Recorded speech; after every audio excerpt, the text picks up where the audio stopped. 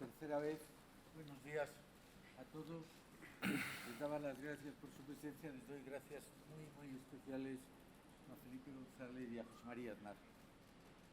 Lo acaban de decir, pero... Se oye muy bien eso. Vamos... No se te oye muy bien. No. Somos digitales. Llevamos exactamente 42 años de democracia que al decir de todo el mundo... ¿Tampoco? Sigue sin oírse. Te han cambiado el micro por el mío.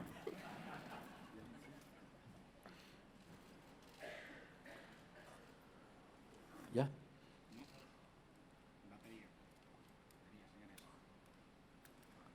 Dame un mano, por favor.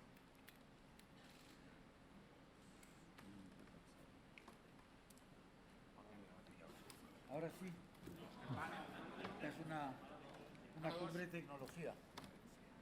Mano 2, por favor. Esperemos que ahora la tercera vaya a la vencida. Bueno, les decía otra vez que muchas gracias por estar aquí, pero gracias muy especiales a los expresidentes Felipe González y José María Aznar. Hace un momento estábamos oyendo que estos últimos 40 años son los mejores de la historia entera de España. Hasta hace poco se decía de la historia moderna, ahora ya se dice sin ponerle límites que son los mejores años de la historia de España. En términos de libertad, de prosperidad, de bienestar, realmente nunca hemos tenido una España tan próspera, tan buena, y ahora nos dicen que tan líder. Publicaciones poco dudosas como Economist o Guardian o el HSBC o Bloomberg están diciendo que España está a la cabeza de los 200 países que hay en el mundo. Bueno, pues de esos 42 años de democracia, justo la mitad, 21, si no me equivoco, han sido presididos por los presidentes que están hoy aquí con nosotros y a quienes les reitero el agradecimiento. Todo ello bajo la égida del rey Juan Carlos, que fue, como se dijo en su tiempo, el motor del cambio. Yo querría empezar a preguntarles cómo ven la situación actual europea y española en relación con la tecnología. Ya he pedido que, para poderles sacar más jugo, las respuestas no sean demasiado largas. ¿Quién contesta primero? Bueno, vamos a ver. Yo creo que estamos retrasados respecto de lo que nos corresponde, tanto como país como con Europa. A mí, desde que este señor me hizo el favor de sacarme de gobierno en el 96, o quizás se lo hicieron los españoles, vete a saber, ¿no? Desde ese momento, la verdad es que tuve un encargo, además de mi preocupación, para saber en qué consistía esto de la revolución tecnológica. Que la hemos definido de muchas maneras, globalización, tal. En realidad, yo creo que en el fondo, y todo lo que ha venido detrás es la consecuencia de eso, es una revolución de la comunicación entre los seres humanos, que ha sido lo que ha perseguido siempre el ser humano. Esa revolución de la comunicación entre los seres humanos produce un mundo radicalmente distinto de relaciones. Incluso produce una aproximación de la inteligencia, pasando de la inteligencia analógica, que es la nuestra, que incluso cuando empleamos medios digitales tenemos que traducir, a una inteligencia directamente digital, que es la inteligencia en que, desde luego, mis nietos se están criando ya. Por tanto, que hay una aproximación distinta. ¿Estamos retrasados? Yo creo que estamos retrasados. Es más, yo creo que no comprendemos, y hablo a nivel español y a nivel europeo, que la magnitud del cambio nos va a obligar a revisar todas nuestras relaciones de poder ciudadano, de ciudadanos entre ciudadanos, pero nos va a obligar a hacer reformas pensando en el futuro. Acaban de hablar de educación. Algunas veces me preguntan que si haría la misma ley educativa del 84. Digo, pero me toman el pelo. ¿Cómo podía hacer lo mismo que en el 84 después de lo que ha pasado? Me parece una tontería, pero vamos a ver. Tenemos que cambiar todo lo que son nuestros procesos educativos. Por cierto, tenemos que cambiar todo lo que es nuestra fiscalidad. Tenemos que cambiar la formación, obviamente la formación profesional, las relaciones industriales. Tenemos que cambiar todo eso. Yo tengo un mal sentimiento. España ha ido muy bien, ¿eh? O sea, en términos generales, no sé si sé cuánto te remontas en la historia, pero yo creo que está lo suficientemente bien, sin exagerar, para que haya llegado el momento de que la estropeemos, que es lo que creo que puede ocurrir, ¿no? Es decir, que no conviene que vayamos tan bien, que hay que pegar un parón y que se estropee esto, porque ninguna de las grandes reformas que afronta el país se puede hacer desde gobiernos que no consoliden mayorías para la reforma, no digo la mayoría. Por tanto, tiene que haber áreas de consenso muy importantes. ¿Quién piensa en hacer unas relaciones laborales o industriales volviendo a los años 60, a los años 70, a los años 80? Es ridículo. Es que ha cambiado el concepto mismo de empleo, el concepto mismo de trabajo. Hay que intentar dignificar el trabajo y luchar contra la desigualdad. Pero las relaciones industriales que tenemos que cambiar. Entonces, todo eso me confunde porque, oiga, el impacto de la digitalización, tanto desde la política fiscal, de lo que se quiera, de la política tributaria, como de la política educativa, de la formación profesional, de las relaciones industriales, del cuidado de la universidad, del cuidado del I+D+I. ¿Qué sentimiento tengo a veces después de haber empezado ese recorrido por el Silicon Valley y haberlo continuado por los 4 continentes? Bueno, no es que estamos corriendo para alcanzar el futuro. A veces tengo el sentimiento de que tenemos que correr para alcanzar el futuro que ya tenemos en nuestra espalda, que no es que tengamos por delante. Y eso a nivel europeo, hombre, se están haciendo esfuerzos, pero a nivel europeo tiene algunas representaciones muy fáciles. Cuando empezaron los debates, no sobre la entrada en el euro, sino los debates, o sobre la puesta en marcha del euro, sino los debates sobre la agenda de Lisboa, estábamos haciendo algunas comparaciones con Estados Unidos, y estaba en el gobierno del señor Aznar y no yo. Y nunca hubo una comparación tan simple como esta.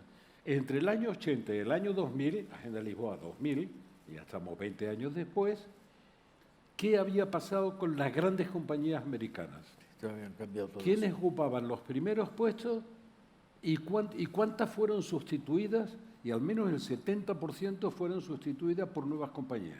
Si uno hacía el mismo análisis en Europa, las 20 grandes compañías, que en el 2000 eran las 20 más importantes, digo, en el año 80, es que en el año 2000 seguían siendo las más importantes. Sí.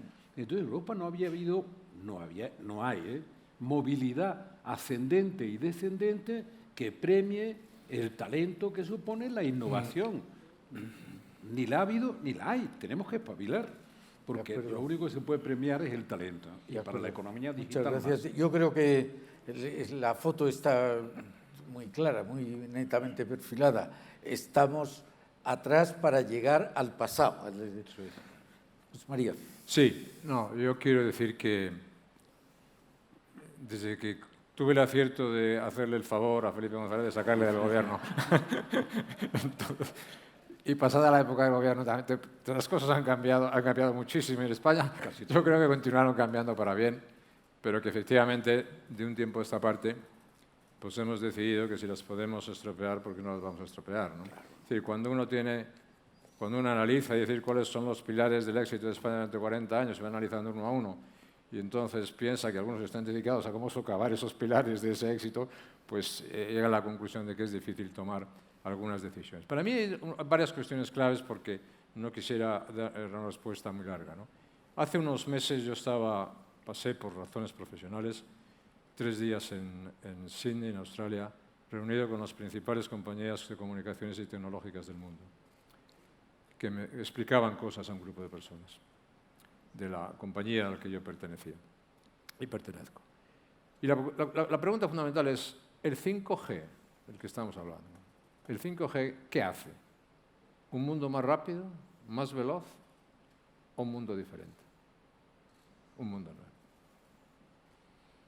Hay quien mantiene una teoría, hay quien mantiene la otra. Yo creo que en el 5G y en el desarrollo del 5G y de la inteligencia básico para la inteligencia artificial vamos hacia un mundo nuevo. Reformar, recrear, reformular el mundo. Con todas las incógnitas que eso da. Desde un punto de vista estratégico, a día de hoy, Los 3 países mejores colocados en el mundo para el desarrollo del 5G son los Estados Unidos, China y Corea del Sur. Todos los demás están con retraso. España tiene unas grandes ventajas de infraestructuras, cuantitativamente. No hay que olvidar que, por ejemplo, si hablábamos de la expansión de la fibra y de lo que puede ser, España tiene más fibra óptica desarrollada que Francia, Inglaterra, Alemania e Italia juntos, que ya es decir. Pero bueno, España tiene otros problemas, y es en este momento, en mi opinión, las circunstancias en España no permiten la toma de decisiones sobre asuntos capitales que afectan al presente y al futuro del país. Y tal vez, como decía Felipe González, también al pasado que nos tenemos que correr, ¿no? Y eso también es una cuestión relativa con la nueva digitalización y con las nuevas tecnologías y con la inteligencia artificial. Que España esté sin un organismo creado específicamente para analizar, debatir, pensar y desarrollar todas las consecuencias que se puede producir por el desarrollo de la inteligencia artificial, pues es evidentemente una posición de defecto y de retraso que ojalá podamos superar, pero para superarla se tienen que dar las condiciones políticas mínimas para hacerlo. Sí, hay una cosa en la que los dos coincidís. Se necesita una mayoría suficiente para acometer las reformas estructurales que son necesarias, y estás diciendo que mientras no tengamos una mayoría no podemos hacer. En eso coincidís los dos, y probablemente coincide gran parte de la audiencia. Para hacer lo que hay que volver a aquel modus de los 70, de los 80, que era de los 90, que era aprender a pactar. Nos falta, se nos ha ido la cultura de pactos. Ahora, me gustaría saber vuestra opinión sobre, ahora en términos empresariales sabéis que se utiliza el DAFO, las debilidades, las amenazas, las oportunidades y las fortalezas. Sintéticamente, ¿dónde veríais que está la mayor amenaza / debilidad de la economía española o de la sociedad española en relación con la tecnología, y dónde está la mayor fortaleza, oportunidad? Tú has dicho algo, es verdad lo de las infraestructuras, también hemos hablado de educación, pero ¿cómo veríais dónde es la mayor debilidad y la mayor fortaleza o oportunidad y amenaza? Bueno, directo o indirectamente nos quiere meter en la grilla política inmediata, claro. ¿Yo? No, claro. Pues empezaba, ¿cómo se forman las mayorías y tal? Vamos a ver. Antes dice que pacta un bipartidismo imperfecto. Yo te voy a dar satisfacción. Nadie pactó nada. La primera vez que me presenté a las elecciones había 460 siglas que se presentaron. Y las condiciones de competencia, bueno, no eran muy diferentes. Eran diferentes. Los que tenían el poder tenían alguna ventajilla, pero más allá de eso, el resto, nada. Y la gente decidió pues hacer una votación que era bastante parecida a la europea. Y así siguió haciéndolo durante mucho tiempo y tal. Por lo tanto, no hubo ningún pacto. Veamos, nosotros nos peleábamos duramente, y en las campañas también, pero siempre en el bipartidismo se gobernaba buscando la centralidad, el espacio de la centralidad. Por tanto, esa estructura política era una estructura política centrípeta. Y ahora hemos superado el bipartidismo, bien enterrado dicen, me parece muy bien, y ahora tenemos un pentapartidismo, parece, pero sigue siendo, la característica fundamental es de bloques. Y los bloques no buscan la centralidad, sino el antagonismo. Y cuando se busca, es una moda en muchos sitios, y cuando se busca el antagonismo, se termina por darle un premio que domina la escena a quien está en el extremo más alejado del centro dentro de ese bloquismo. Bueno, esa es la situación. Vamos a volver a una cultura de pactos. Hombre, tampoco es que sea una cultura que se haya consolidado mucho. Desde 1812, que tuvimos la primera Constitución, ninguna Constitución ha sido reformada en España. En serio, quiero decir. Ninguna. Todas han sido liquidadas. Esta es la primera de consenso, esta Constitución. Esto es, a eso me refiero.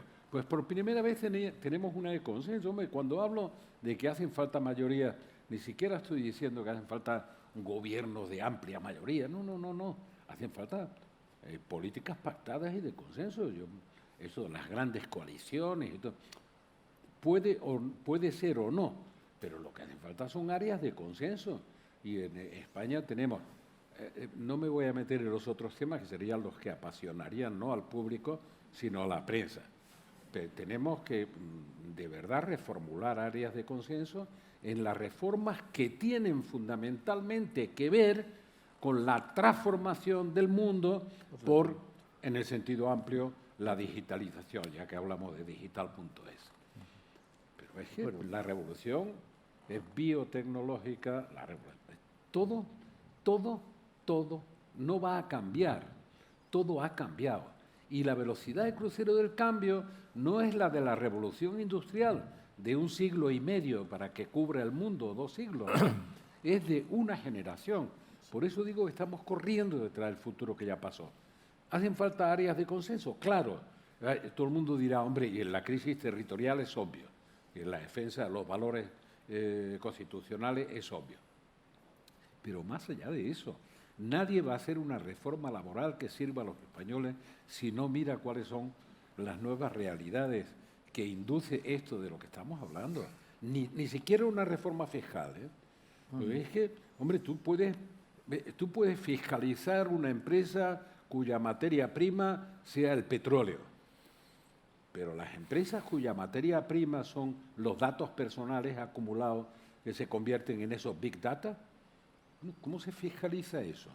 ¿De quién son los datos? Más América, Asia, ¿Son Europa. propiedad de cada individuo o son propiedad de quien los usa y de los que abusan?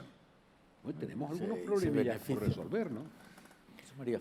Yo estoy totalmente de acuerdo en que la centralidad, la pérdida de centralidad es un problema muy grave en la política española y en otras políticas, ¿no? Pero lo que nos afecta a nosotros en la política española. Sin duda. Y la diferencia con otros momentos de la vida española, y es verdad que nosotros pues,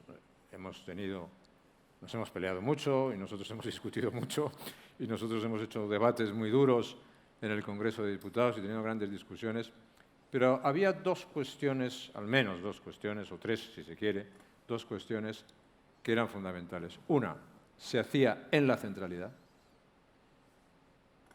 y en segundo lugar, se compartían objetivos importantes para el país. Había objetivos compartidos. Y eso es importante, porque luego el objetivo compartido tú lo puedes interpretar de una otra manera, pero no cuestionas el objetivo. Como tú dices, oiga, mire usted, yo cambio la política fiscal, o subo los impuestos, o bajo los impuestos, toco un poco de aquí o un poco de allá, pero no pongo en peligro lo que significa la orientación general económica de un país o la orientación social general.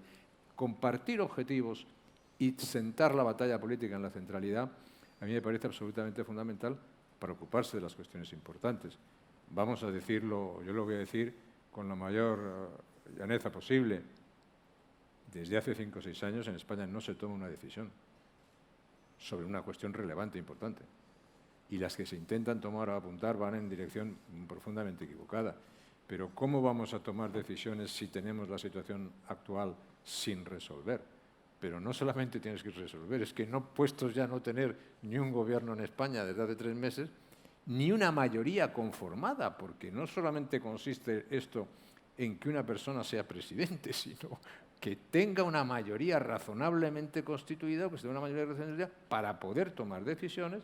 No la tenemos en España, pero es que ya, rizando el rizo de por qué vamos a estropear las cosas, es que no tenemos tampoco gobiernos en Murcia, ni gobiernos en La Rioja, ni gobiernos en Madrid capital. Es decir, esto tiende a un desorden que cuando tú explicas es necesario ocuparse de la reforma laboral, es necesario hablar de los impuestos, es necesario pensar qué va a pasar, qué va a ocurrir con el inmenso desplazamiento que la revolución digital va a producir en tantas personas. Es necesario ver cómo la inteligencia artificial va a afectar a nuestras vidas. Es necesario entender la regulación, cuál puede ser global, cuál puede ser europea, cuál puede ser nacional. Todo eso, pues no nos podemos ocupar de eso. Nosotros tenemos hoy las empresas tecnológicas grandes de los Estados Unidos, que son las empresas tecnológicas grandes, están compareciendo en el Congreso de Estados Unidos. Pero aquí el Congreso está cerrado desde hace 3 meses. No para que comparezcan las grandes compañías, no aparece nadie. Es como si no hay, está cerrado. Entonces, el tener una mínima situación que te permita afrontar todo eso, en un momento en que la revolución es de tal envergadura que supera cualquier otra revolución en el mundo y que no solamente afecta de la historia y que no solamente afecta a las condiciones económicas, sociales, políticas, que ya le está afectando de una manera muy clara, sino que afecta a la propia condición del ser humano. Oiga, nunca en la historia del mundo ha habido máquinas más poderosas y más inteligentes que el ser humano. ¿Qué quiere decir eso? Pues que en el desarrollo del futuro, una de las primeras cuestiones que tenemos que estar presentes es que el ser humano no pierda el control de esta revolución. ¿Sí? Estamos hablando de cosas tan esenciales que no había pasado nunca en la historia, pero ven, de momento, pues aquí, a falta de centralidad, a falta de objetivos compartidos, estamos pues jugando otros partiditos bastante menos Yo creo que es interesantes. obvio, los dos decís, la falta de centralidad es una pega de primer orden, tanto que si volviera, como he formulado la pregunta, sería la mayor debilidad que tiene hoy España es la falta de una centralidad política o de una capacidad de tomar acuerdos. Si elevamos un poquito la vista y miramos dónde está Europa, tú hacías una referencia con las compañías, efectivamente, pero de las 8 compañías que tienen más capitalización bursátil en el mundo, 7 son tecnológicas, es que simplemente no existían. Es obvio. Claro. Entonces, nosotros Y están tenemos... fuera de control las 7. ¿Qué? Y están fuera de control. Claro, las claro. Están luego, fuera de control no es las verdad. 7 en todo el mundo. Y ese es un problema como para no ocuparse. Sí, de todas maneras siempre me resisto a la visión pesimista, y no digo que estéis dando una visión pesimista, lo que digo es, ¿dónde veis? Porque por otro lado, España está creciendo más que la media de la Unión Europea, estamos en todos los rankings, tenemos las mejores empresas que hemos tenido nunca, somos el segundo exportador europeo en relación con el PIB después de Alemania, somos un país estupendo. Parece que lo que está pasando es que falla la clase política, ¿es eso?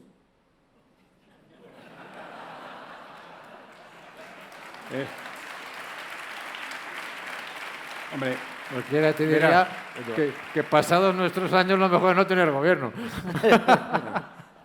Eduardo, si te quieres consolar, hombre, en Gran Bretaña no ha estallado el sistema en un multipartidismo, sino en una implosión de irresponsabilidad de los partidos tradicionales.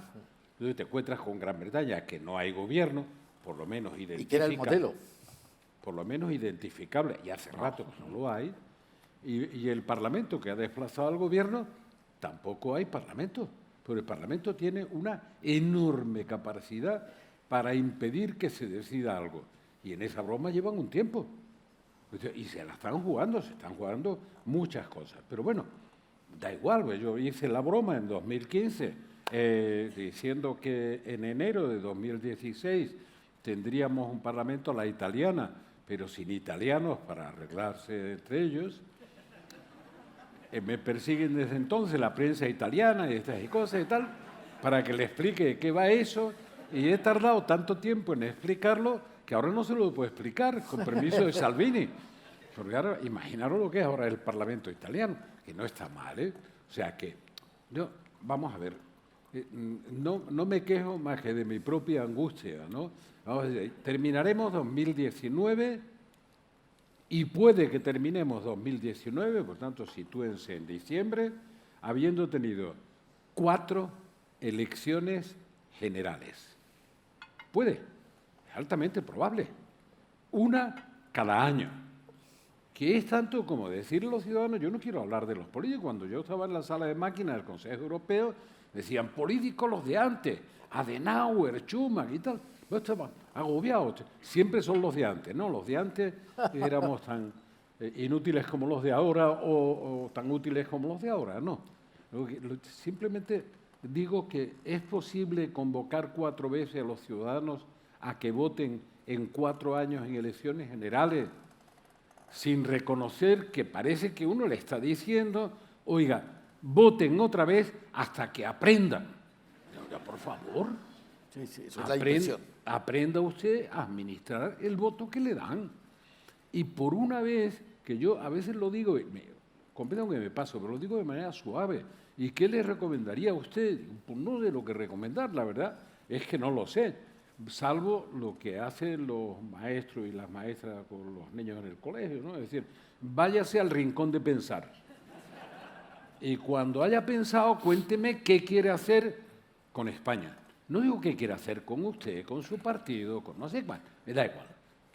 ¿Qué ofrece usted hacer con España? Porque eso arreglaría parte de los problemas. A eso nos vimos obligados, para no ponernos demasiado mérito, cuando estábamos haciendo la transición.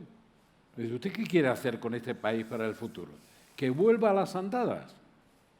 ¿O que pueda pactar lo que decía antes José María Aznar, unas reglas de juego con todas las discrepancias?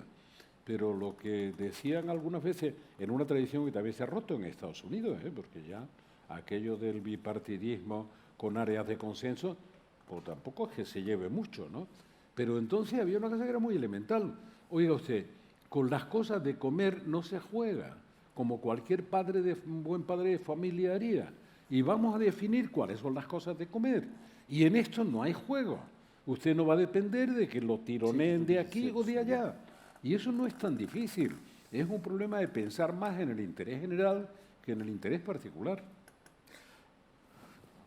Pero eso no era de digitalización. No, yo creo que eso digitalizado estamos.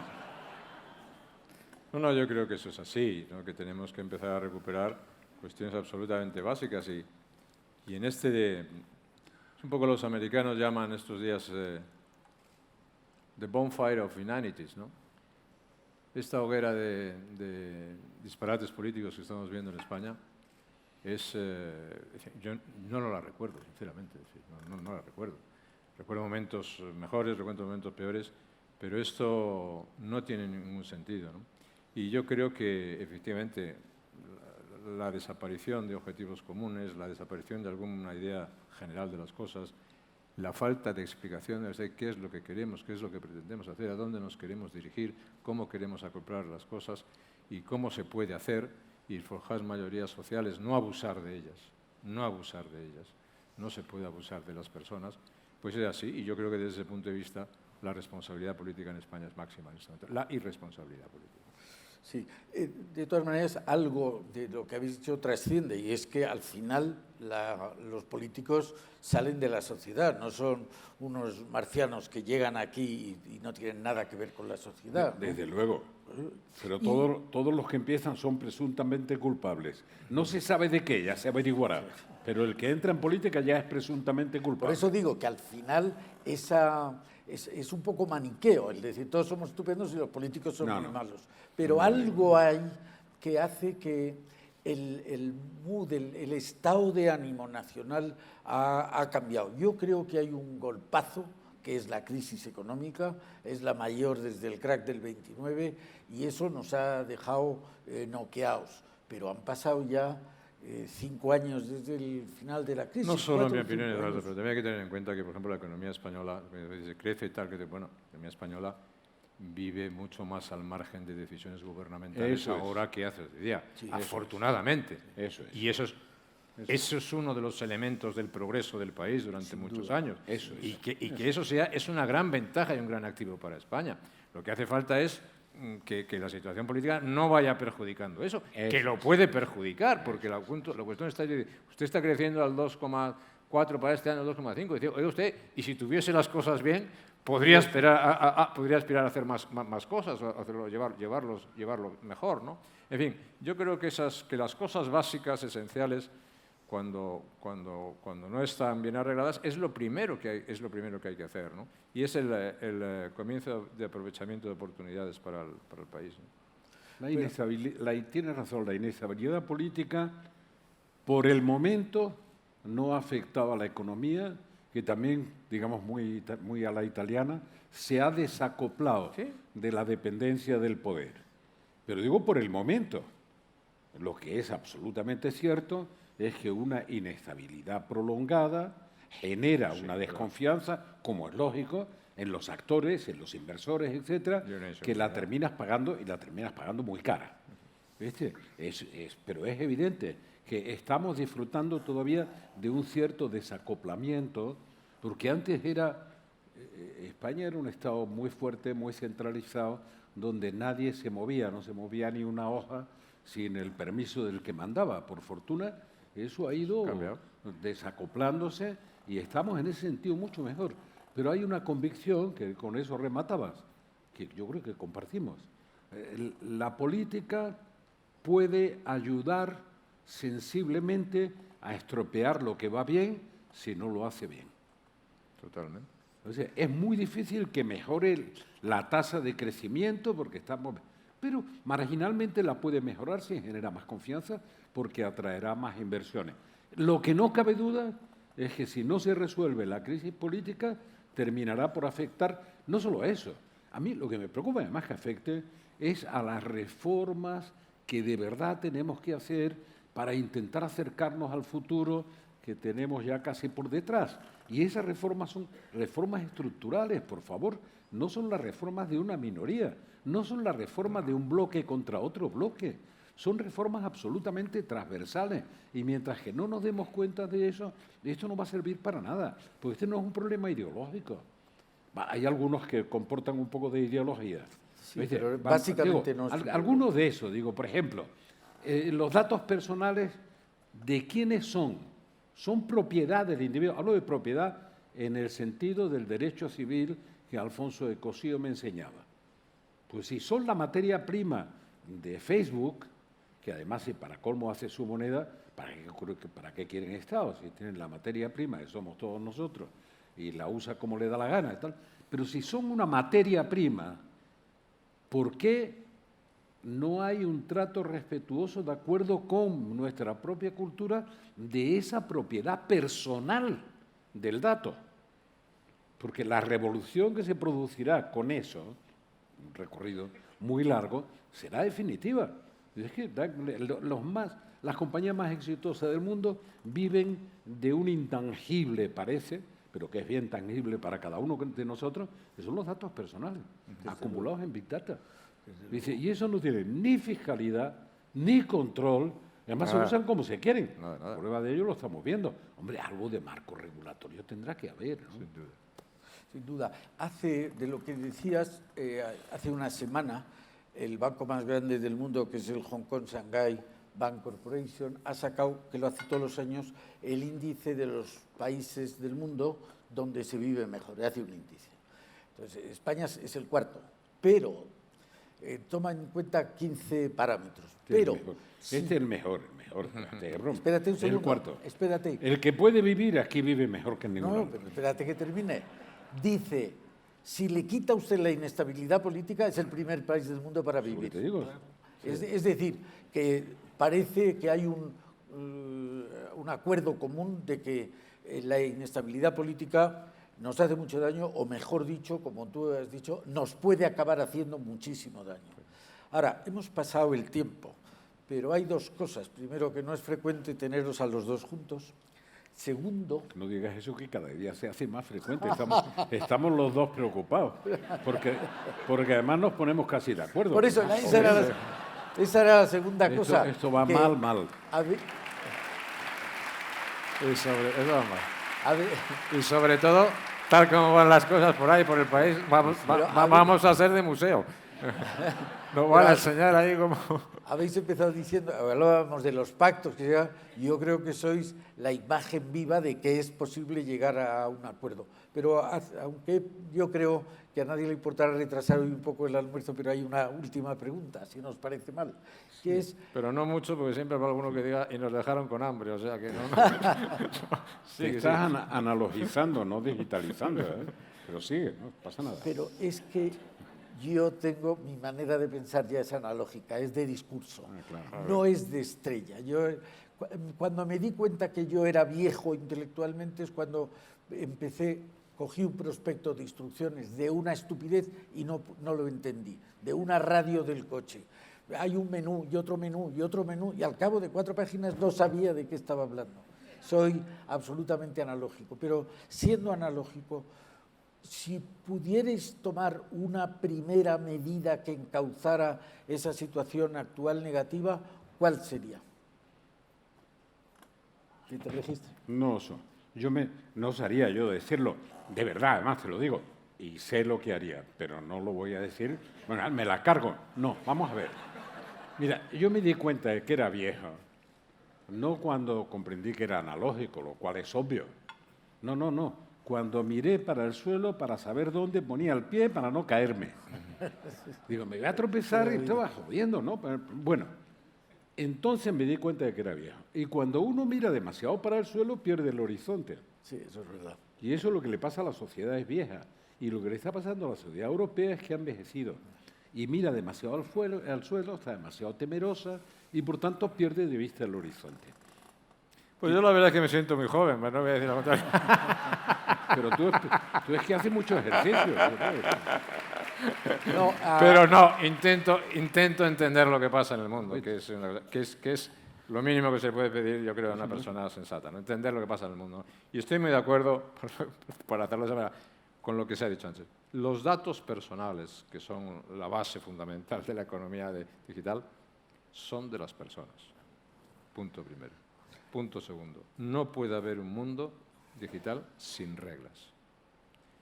Y punto tercero, hasta ahora las grandes compañías digitales han vivido en un mundo sin reglas y siguen sin reglas. Y cuarto, estamos ante un momento de la historia que es una de las mayores oportunidades que tenemos, pero también uno de los mayores riesgos que tenemos.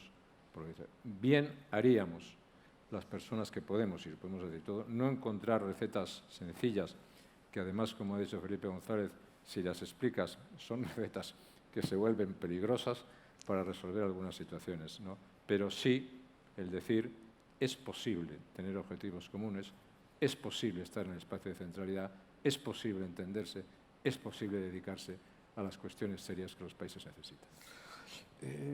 Yo creo que España, que había sido el imperio, empezó la decadencia y perdió el tren de la revolución industrial. Sin duda. Y lo hemos pagado 4 guerras civiles, hasta nosotros, tú eres más joven, pero nosotros hemos visto la España del siglo XVII, donde faltaba agua, faltaba electricidad. Yo creo que no podemos perder el tren de la revolución tecnológica. No podemos y no debemos. Antes de concederos como el derecho de última palabra, sugiero lo siguiente. Europa ni es la fábrica del mundo como el sureste asiático, ni es la cuna de ideas como es Silicon Valley. Pero no nos podríamos quedar para ser los guardianes de la privacidad, de los derechos individuales, de la necesidad de árbitros en las competiciones. ¿No creéis que ese podría ser la finalidad que España impulsara para que Europa no se quedara detrás en esta carrera? Hombre, yo no me conformaría con eso. Hace unos años me preguntaron ya, ¿cómo ve usted a Europa? 2 puntos, ¿como museo o como laboratorio? Hombre, yo no renunciaría nunca a la inmensa cultura acumulada, ¿no? Que seamos museo me parece fantástico, ¿no? Y que lo cuidemos además. Pero lo que no renunciaría nunca es a ser un laboratorio de ideas. Y no solo a ser hábiles para hacer reglas. Digo no solo, le estoy dando importancia, sino para crear grandes plataformas. Yo no soy demasiado pesimista porque creo que a pesar, y hablo de Europa, a pesar de que los gobiernos no funcionen en ese sentido adecuadamente, la iniciativa personal, la creatividad, la capacidad de innovación de mucha gente está sacando adelante eso que llamamos de la nueva civilización, la digital, sin duda. El problema es que lo hacen realmente de espaldas a una realidad institucional que parece que no mira para esa gente y que desde luego no adecúa las reformas estructurales a fomentar eso. Pero yo no, en ese sentido, Respecto de la gente no soy pesimista. Incluso respecto de la política, nos vamos a dar otro batacazo. Bueno, pues cuando perdamos algunos de los beneficios que hemos tenido, empezaremos a volver a buscarlos.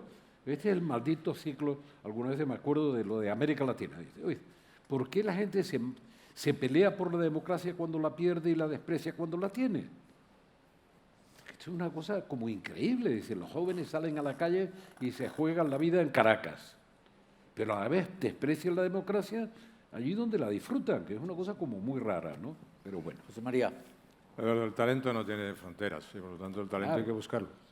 En España hay muchísimo talento, en Europa hay muchísimo talento. Lo que hace falta es intentar empujarlo, intentar organizarlo, intentar darle de medios suficientes y animar a la gente a esa cultura del cambio que viene, ¿no? Pero para eso es muy importante que las cosas políticamente estén estables y funcionen bien, ¿no? Y sobre todo hay que tener ambición.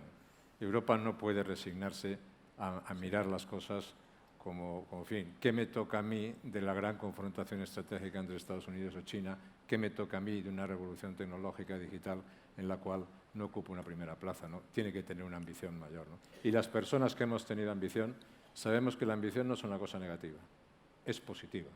Lo que pasa es que tienes que tener unos objetivos que te lleven, unos objetivos razonables en favor del interés general y del desarrollo del ser humano y de las sociedades, ¿no? Eso es lo que yo creo. Y creo que es posible hacerlo. Yo, por lo tanto, sabiendo que lo primero que tenemos que hacer hoy los europeos es preservar la Unión Europea. Eso es. Que es fundamental y que tiene muchos enemigos, muchísimos enemigos. Dentro. Y dentro también, Eso es. pues preservar la Unión Europea, creo que la Unión Europea, además de preservarla, hay que dotarle de objetivos más ambiciosos. De acuerdo, pues muchísimas gracias. Como dicen los portugueses, la Unión Europea es un conjunto de países entre los que algunos somos conscientes de que somos pequeños y otros todavía no saben que son pequeños. Esto Bueno, debe cerrarlo él. Debe cerrarlo él, que es el tú lo cierras. El gurú. no, Ya está cerrado. Esta es la digitalización, vamos.